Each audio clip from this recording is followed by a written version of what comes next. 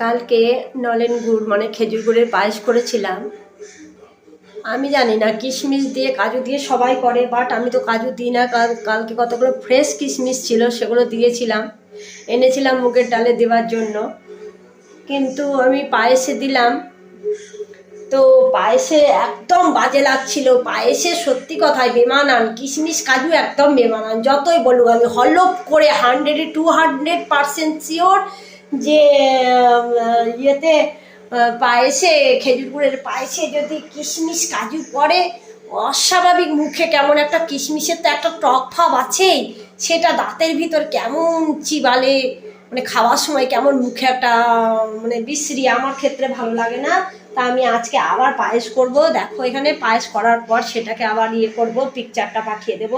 এখানে আমার নলেন গুড় আছে, নলেন গুড় পুরো গুড়। আমি যেখান থেকে গুড় নিয়ে আসি সেখানে আমি যে ওরা রসটা নামায় খেজুরের, সে রস নামানো দেখি, তারপরে গুড়ে জাল দেয়, তারপরে গুড়টা কিভাবে তৈরি করে, তারপরে গুড়টা জমাতে দেয়, সেটা থেকে পাটালি হয়, সেটাও আমি দেখে ওখানে 3-4 ঘন্টা ধরে বসে থাকার পর আমি সত্যি অরিজিনাল কোনো কিছুই পাওয়া যায় না, তবু অরিজিনালটা হলে কিছুটা হলেও আমি নিয়ে আসি, কারণ আমি দেখে নিয়ে আসি, বসে নিয়ে আসি। এই যে পায়েস হবে, এখানে 1 লিটার দুধ আছে, এই আতপ চালে গোবিন্দভোগ, যেটা নতুন চাল। আমাদের অল্প, আমরা 2 জন লোক, আমি আমার বর, দুজনের মতো আমরা পায়েস খেতে খুব ভালোবাসি আমার বর। আমি আমার বরের জন্যই পায়েসটা করি, সত্যি আমার বরের জন্য পায়েস করি, কারণ আমি মিষ্টি খুব একটা পছন্দ করি না, কারণ আমার অ্যাসিডিটি হয়ে যায় বেশি। তা আজকে এই যে রুটি, এখানে রুটি আছে, আর এই যে আমি দুধ চা বসিয়েছি। দুধ চাও আমি খুব কম খাই, দুধ চা একদমই খাই না। সেখানে এই যে নলেন গুড়ের যে পাটালিগুলো আছে সেগুলো আমি এবার চায়ে দেবো না, কারণ চা ফুটছে। আগে নলেন গুড়ের পাটালি দিলে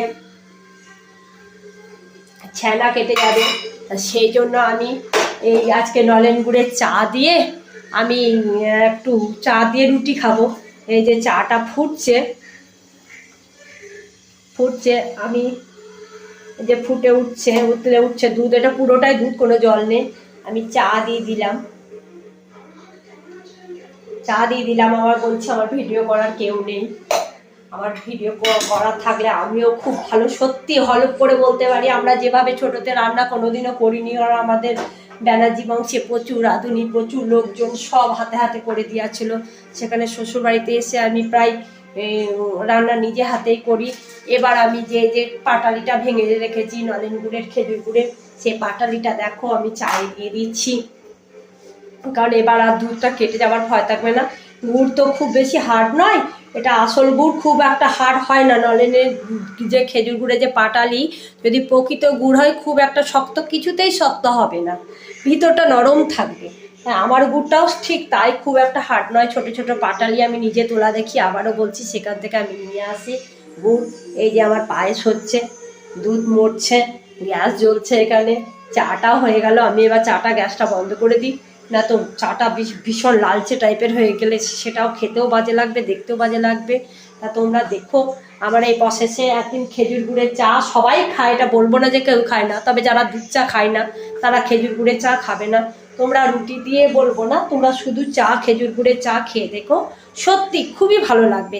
আমি সত্যি হলপ করে বলতে পারি বন্ধুরা, তোমরা খেজুর গুড় দিয়ে একদিন দুধ চা করে খেও।